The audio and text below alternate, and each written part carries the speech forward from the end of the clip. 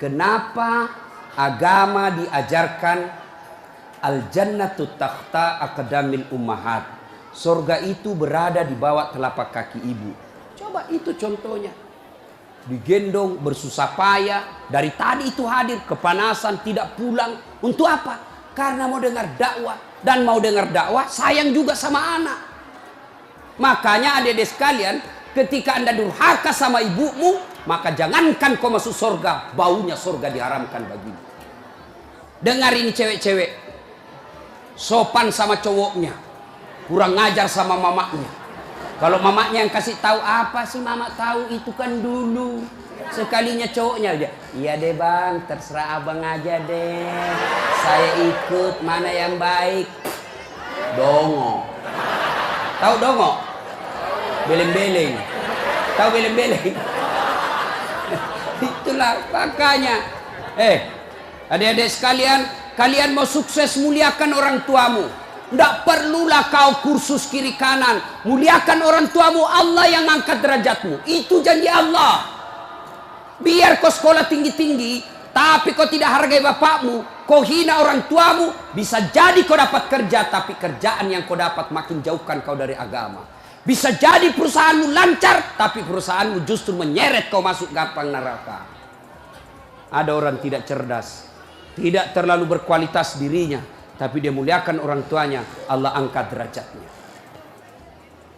Maka adik-adik, muliakan orang tua, enak hidupmu.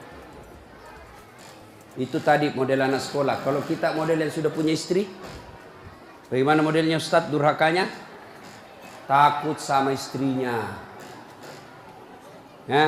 Dapat rezeki, suaminya bilang, bu, sudah lama kasihan ini nomor antrinya bapak, mau haji tidak dapat. Ini ada kasihan duit, bagaimana kalau kita kasih umroh dulu ibu, bapak kita kasih umroh dulu di kampung. Apa langsung dia bilang istrinya, apa? Bapakmu terus. Apa? Mamamu terus. Langsung dia bilang suaminya, sudah mipalek, terserah kau. Ada begitu di sini? Ada. Beleng-beleng. Apa kamu takut sama istrimu? Nawamu semua dia kau ambil semua. Jangan takut sama istri, Pak. Bapak tidak bakal bahagia dalam hidupmu kalau kau lebih takut sama istrimu untuk membahagiakan orang tuamu. Nah. Makanya hidupmu susah dalam rumah tangga. Kenapa? Istrimu kurang ngajar sama ibumu. Maka bilang sama istrimu, jangan coba-coba sakiti perasaan ibu saya. Kalau kau lukai perasaan ibu saya bawa kau ke pengadilan agama, saya ceraikan kau baik-baik. Lalu saya bilang sama mamanya, istriku di rumah, boleh kau marah-marah sama saya, boleh kau tutup pintu, yang penting tidak kau kunci. Boleh kau lempar kepalaku, yang penting tidak kena. Satu yang tidak boleh, jangan kau pernah hina orang tuaku. Begitu kau hina orang tuaku, wabillahi taufiq wal hidayah, keluar. Begitu deh. Ada di sini takut sama istri? Jangan, Pak. Itu yang membuat ibu juga kalau mau bahagia rumah tanggamu, muliakan mertuamu. Datang mertuamu dari kampung, dari Sulawesi Selatan, hormati. Jangan baru duduk mertua dia bilang, kapan ki pulang mak? Bawa ini, kasihan itu orang tua kalau dari kampung naik dari Parepare turun di pelabuhan barang, bawa ayam 3 ekor, lepas di terminal 1, nah kejar lagi tuh, bawa pisang, bawa beras, bawa semua dia bawa, kasihan. Padahal anaknya sudah ada kerjanya di papan, dia bawakan itu. Begitu cintanya orang tua kepada anak. Jadi wajar kalau ibu bapak kurang ajar, tidak akan mendapat berkah dalam hidup. Muliakan orang tua ya. Kalau ada yang tanya-tanya, kenapa hidupku susah selama ini? Tidak usah tanya jalan lain. Durhaka sama orang tua. Orang tuaku sudah meninggal Ustaz. Cara berbuat baiknya. 1, doakan. Allahumma gfirli wali walidayya warhamhuma kama rabbayani. Saya heran lihat-lihat kita. Kalau tangannya ulama kita cium bagus. Bagus. Tapi pernahkah Bapak perlakukan tangannya ibu seperti itu? Pernahkah Bapak perlakukan tangannya orang tua? Saya orang lain. Belum tentu saya doakan Bapak ikhlas. Doakan saya Ustaz. Saya doakan tapi belum tentu saya ikhlas. Kenapa? Saya belum tahu Bapak. Tapi kalau orang tuamu yang doakan kamu, pasti ikhlas. Saya tadi kesini ibu saya telepon. Mak, telo doa mau kak mak? Woi, walio doa aku nak. Saya tidak doakan diriku. Kau selalu kudoakan karena kau selalu jalan. Itu ibu. Kalau suami bu, jangan sampai ibu juga berdosa kepada orang tua gara-gara suami. Jangan sampai bapak-bapak berdosa hanya karena istri. Jangan sampai kalian yang masih kecil durhaka sama orang tuamu, maka hidupmu bakal susah. Muliakan orang tua. Doakan. Allahumma gfirli wali walidayya warhamhuma kama rabbayani shaghira. Sudah itu doa lagi, ya Allah ampuni dosanya orang tuaku kalau sudah meninggal. Terima amalnya, lipat gandakan kebaikannya, lapangkan alam kuburnya. Sudah itu saja. Ada rezeki, sedekah. Ada rezeki, sedekahkan. Saya mau terang kuburnya orang tuaku. Perbaiki sound sistemnya masjid. Terang itu kuburnya. Saya mau terang kuburnya orang tuaku. Kirim pembeli lampu. Kasih tahu panitia masjid. Mulai bulan depan saya yang bayar itu masjid lampunya. Jangan ambil uang celengan. Terang itu kuburnya orang tua. Dan demi Allah, tidak ada orang bangkrut gara-gara rajin sedekah. Ada yang bangkrut gara-gara sedekah? Mana buktinya? Makin sedekah makin kaya. Rahmat Mas'ud. Coba lihat. Orang datang itu, bos, membayar ke bos. Bos, baju sekolah bos. Bos, istriku melahirkan. Bos, terbakar anuku. Bantu. Tapi mana ada yang bangkrut kalau rajin sedekah? Tidak ada pak. Kenapa bapak ibu miskin? Karena selalu minta-minta. Berhenti minta-minta, Allah kasih kau kaya. Sedekah. Saya tidak bisa sedekah dengan duit, sedekah kau dengan tenagamu. Saya tidak bisa sedekah banyak-banyak, sedekah dengan apa? Lihat itu masjid. Oh, sudah kotor anunya. Apa namanya itu? Kudungnya. Putih bukan, coklat bukan, hitam bukan, kak diam nih. Sudah, bawa masjid satu kudung. Itu sedekah. Oh, masjid antara masjid dengan toilet jauh. Sedekah dengan sandal swallow. Nah, curi orang, tidak ada urusan. Itu sedekah. Kita lihat karpet, sudah jelek, sedekah dengan karpet. Insyaallah banyak pahala. Hari Jumat kita kirim air botol gelas ke sana. Air gelas ke sana, orang minum itu sedekah. Saya cuma bisa nasi bungkus 10 saya sumbang hari Jumat, itu sedekah. Allah tidak lihat banyaknya, yang penting ikhlas banyak daripada sedikit tidak ikhlas. Sedekah. Serius. Sudah sedikit tidak ikhlas lagi. Mending banyak ikhlas. Iya toh? Panasnya di. Nggak bisa konsentrasi sejenak. Lewat-lewat ketawa itu kan bos. Nah ibu bapak. Salah satu sunnah yang dianjurkan Nabi sholat jamaah. Nabi kumpul-kumpul sama sahabat. Ya, enggak apa-apa. Enggak usah kasih, enggak apa-apa, Pak. Sedikit lagi, 5 menit lagi. Menunggu orang masjid takwa. Ya. Nabi, saudara-saudara sekalian, kalian yang tetangga dengan masjid wajib datang berjamaah. Bertanya sahabat, mana tetangga masjid ya Rasul? Kanan masjid 40 rumah. Depan masjid 40 rumah. Belakang masjid 40 rumah. Belakang masjid 40 rumah. Itu tetangga masjid. Bubar. Tiba-tiba datang tunanetra. Tahu tunanetra? Tidak melihat. Ya Rasulullah bagaimana saya? Oh kau ndain karena kau tidak melihat. Pulang ini. Boleh kau sholat di rumahmu karena kau tidak melihat. Pulang. Belum jauh dipanggil kembali Nabi. Ya fulan, tan. Sini kau dulu. Kenapa? Kau dengar azan di masjid. Saya dengar ya Rasul. Kalau begitu kau wajib datang berjamaah di masjid. Zaman Nabi, tunanetra wajib berjamaah karena dia dengar azan di masjid. Kalau ini hadis diterapkan Pak, penuh ini masjid jamaah. Kenapa? Kalau azan di menara sampai di ujung-ujung rumah dia dengar. Dan alhamdulillah masjid selalu ramai jamaahnya Pak. Terutama kalau subuh. Penuh sampai di luar. Tidak ada di dalam. Yang di dalam orang tua sudah pensiun. Kentara itu kalau subuh orang tua Pak. Bau minyak gosok baru kita masuk pintu. Minyak angin, minyak gosok, cap tawon. Tidak ada Bulgari. Orang tua semua di dalam masjid. Kenapa orang malas ke masjid? Satu, karena dia tidak lihat pahalanya. Coba kalau Pak Rahmat Mas'ud umumkan, siapa yang datang sholat berjamaah subuh dapat beras 50 kilo, pembeli pulsa 200.000. Jam 5 sholat subuh, jam 10 malam sudah pesan masjid sampai di luar. Kenapa? Karena dia lihat pahalanya. Yang kedua, kenapa orang malas ke masjid? Karena dia tidak tahu pahalanya. Dengar bapak-bapak ini, terutama kita yang sudah muka-muka sakaratil maut ini, yang sudah tua ya, rajin-rajin ke masjid Pak, berdoa mudah-mudahan bapak lagi sujud ajal menjemput. Apa keutamaan berjamaah di masjid? Satu, kalau hujan, basah baju, atau kena debu melengket di badan, ke masjid, bajunya yang basah itu melindungi dia nanti di pada masa. Tahu mantel Pak, hujan, kalau hujan pakai payung. Apa tujuan itu payung? Supaya bapak tidak kena air, supaya ibu tidak kena air kalau pakai baju mantel. Begitulah fungsinya baju yang basah. Ketika bapak ke masjid dan gerimis, basah baju itu bapak yang melindungi bapak agar tidak disentuh api neraka. Sudah. Coba jangan juga salah paham. Teman-teman sudah dengar begini, hujan keras dia buka payungnya, pergi di jalan. Belen-belen namanya itu. Ya. Apalagi keutamaan berjamaah di masjid? Kata Nabi, kalau kau wudhu dulu, lalu kau datang ke masjid, langkah-langkah kakimu adalah jihad fisabilillah. Melangkah kaki kanan, 1 pahala dicatat. Melangkah kaki kiri, gugur dosa kecil.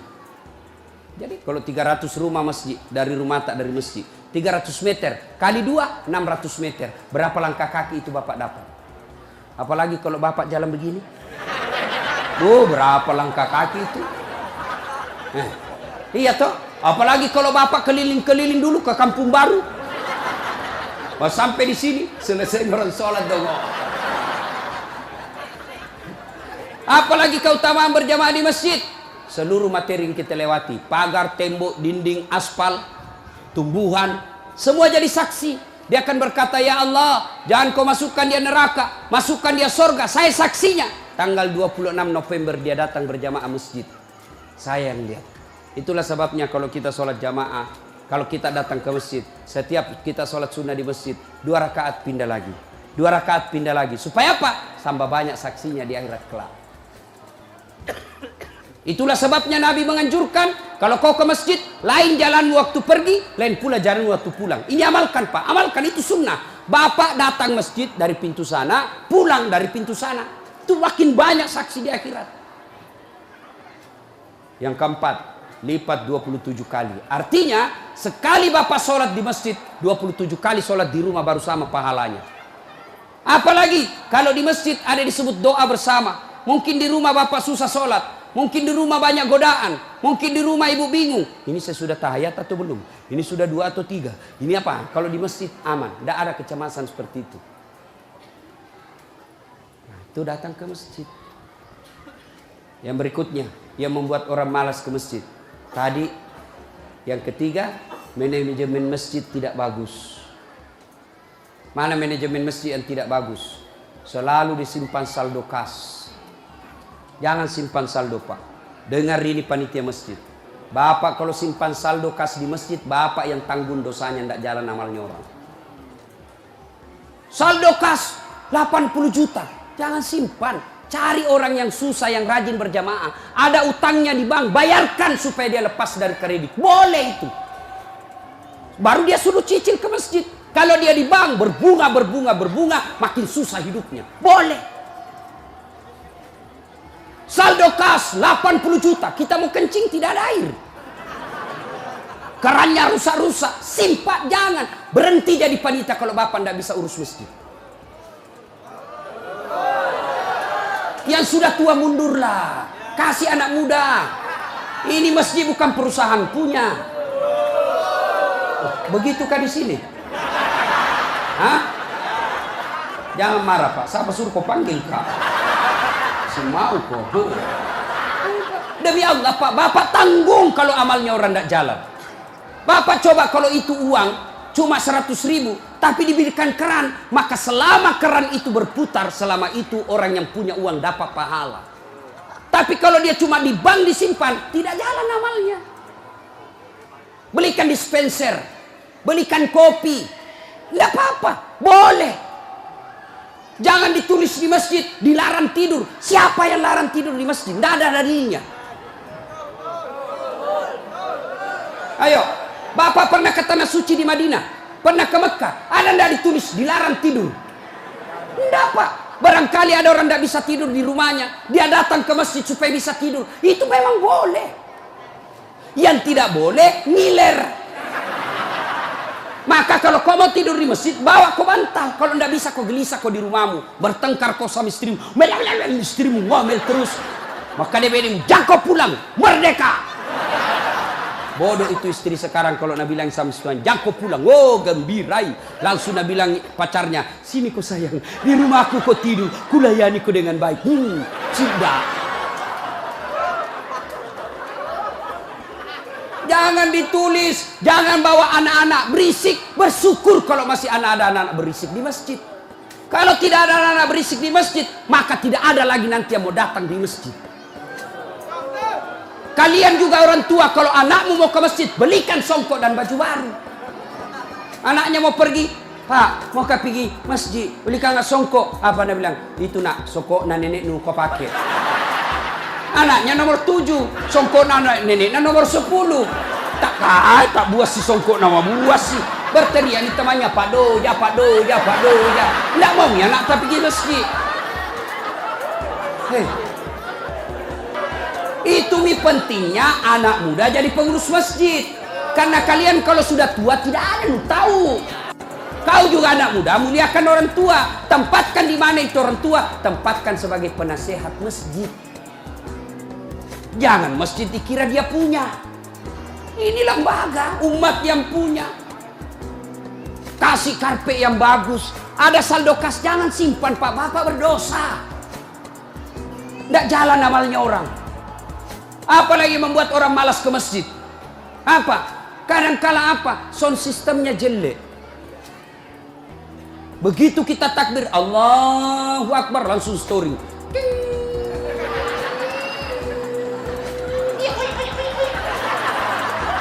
Mau ki perbaiki, sudah maki takbir, terpaksa si tangan ki.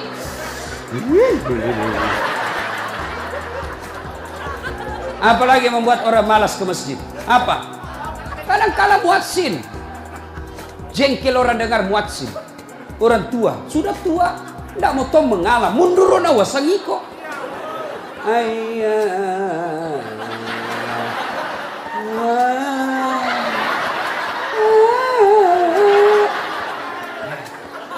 Namun dari iya siro tomato, iya siro. Ayo coba. Iya. Apalah yang membuat orang malas ke masjid? Kadang-kala penceramah. Kita di rumah sudah bertengkar istri. Di kantor mumet pikiran. Kita datanglah ke masjid dengar ceramah. Mudah-mudahan kita dapat pencerahan. Ini bukan pencerahan, nak kasih takut kita terus. Dibakar pantatmu. Ditusuk. Udah bilang tak boleh.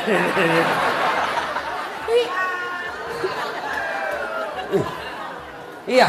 Apalagi yang kasih malas orang ke masjid. Kadang-kala apa? Imam. Ada juga imam suka sekali baca panjang. Tidak tahu juga apa nak baca. Nagarek memi. Dalin. Al-Fatihah paling nak baca.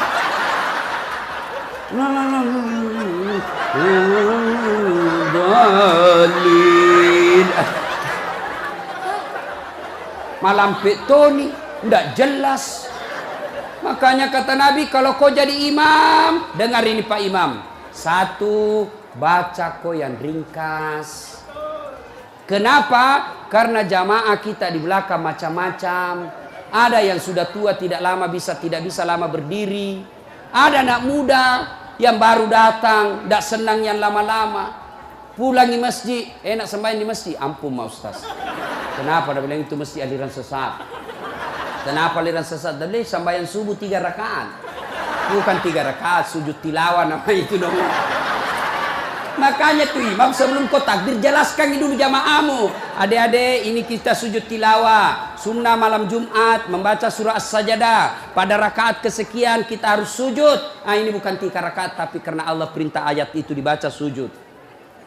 Jelaskan. Yang sulit, giliran apa ini? Kenapa 3 rakaat? Enggak, kau yang dongo.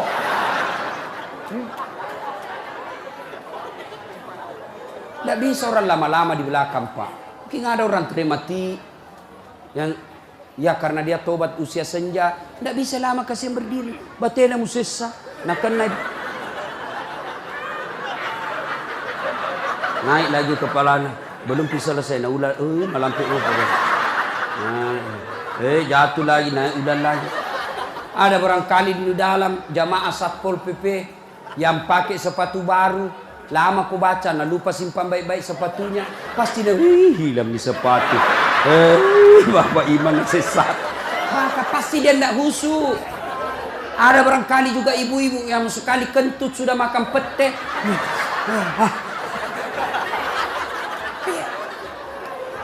Ya. Yang kedua kata Nabi, kalau kau jadi imam, baca yang umumnya orang hafal. Tujuannya apa Ustaz? 1, supaya jamaah ikut kalau dia hafal. Coba kalau kita imam baca Al-Fatihah, kita ikut juga toh. Kenapa? Karena kita hafal. Tapi coba imam membaca surah Al-Baqarah ayat 10 sampai 120. Nah, imam sibuk dengan bacanya, kita sibuk dengan hayalan tak. Mau ikut, tidak dihafal. Mau ruku, belum ruku, terpaksa dibaca semua pengumuman masjid. Keadaan keuangan masjid, saldo kas pengeluaran, sumbangan dari haji, dibaca semua.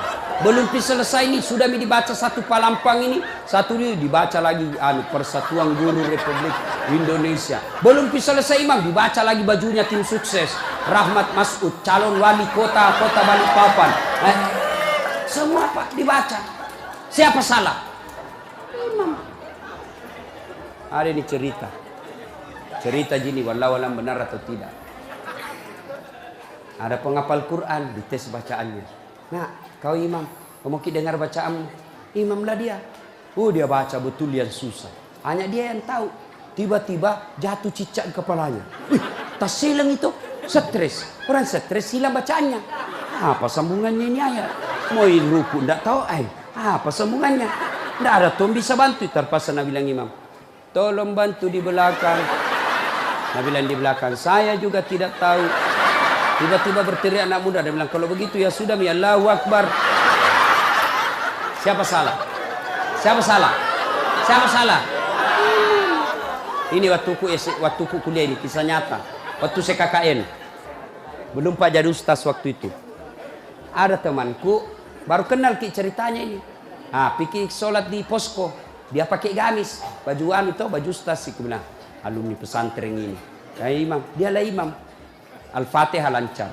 Begitu dia baca Al-Kafirun, aku bilang macam apa? Macam apa ini? Wala antum abiduna ma a'bud, wala ana abidum ma abattum, wala antum abiduna ma a'bud, wala ana abidum ma, wala antum abid, wala ana. Jengkel temanku yang anak fakultas sastra. Langsung teriak, Nabi bilang, "Oi, kenapa itu tak putar-putar tidak mau sampai?" Nabi bilang, ini imam, ilmi juga kupikir. Kacau salah. Siapa salah? Siapa salah? Imam. Ini waktuku SD di kampung, sembahyang asar. Sujud Pak Imam lama sekali. Apa ini imam lama sekali sujud? Tiba-tiba ada temanku nangkat kepalanya, sembahyang asar tuh. Dan tidak ada imam. Ternyata imam keluar dari pintu samping. Kacau sholat bubar, tidak ada imam. Selesai sholat ditanya, Pak Imam, kenapa kau tinggalkan saf? Nabi bilang, kentut kanan. Pak Imam, lain kali kalau Bapak Imam kentut, kasih bangun dulu supaya dilihat kau pergi. Nabi bilang, ku sengaja nak, karena malu kau lihat. Kacau sholat, siapa salah? Siapa salah? Imam. Makanya agama mengajarkan dalam fikih sholat jamaah, hati-hati milih imam. Makmum siapa saja boleh jadi makmum. Mulai orang gila sampai orang sadar boleh jadi makmum. Mulai orang dewasa sampai belum balik boleh jadi makmum. Mulai orang cerdas sampai orang blow on boleh jadi makmum. Imam tidak boleh. Hati-hati. Kenapa? Salah imam, kacau sapu. Maka hati-hati. Kalau salah imam, bubar jamaahmu. Perlu ini, perlu. Nah, dia tanya, Ustadz bagaimana kalau perempuan? Boleh ibu perempuan ke masjid, tapi tidak dianjurkan. Tapi kalau mau ke masjid, jangan dilarang, kata Nabi. Kenapa perempuan dulu tidak dianjurkan ke masjid? Karena dulu tidak aman. Kalau pergi sendiri diculik dan diperkosa dulu. Sekarang di Manggar aman. Siapa mau culik, apalagi kalau ibu sudah 60 tahun. Siapa mau culik, bu? Bikin susah. Ada remaja. Ini ustadz yang ceramah. Tidak pernah saya pondok, Pak. Tidak pernah saya sekolah pondok. SD sekolah umum, SMP sekolah umum, SMA sekolah umum, sarjana sekolah umum, S2 sekolah umum, S3 sekolah umum. Di mana saya belajar agama? Datang ke masjid.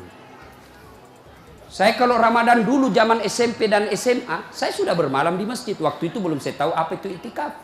Tapi ternyata itulah itikaf, tinggal di masjid.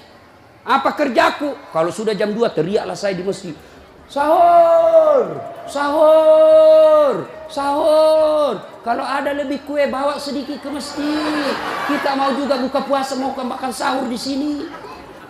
Cuma ada dulu imam di kampungku aneh-aneh, Pak. Berteriak ini bilang, jangan Pak, jangan Pak. Orang kaget semua, siapa yang pukul Pak Doja? Oh, lari semua orang ke masjid. Jangan Pak. Ternyata jam 4. Kacau orang. Sudah itu ditegur, jangan bilang jangan Pak. Kaget karena Pak Doja tidak tahu. Nah bilang lagi, sahur, sahur.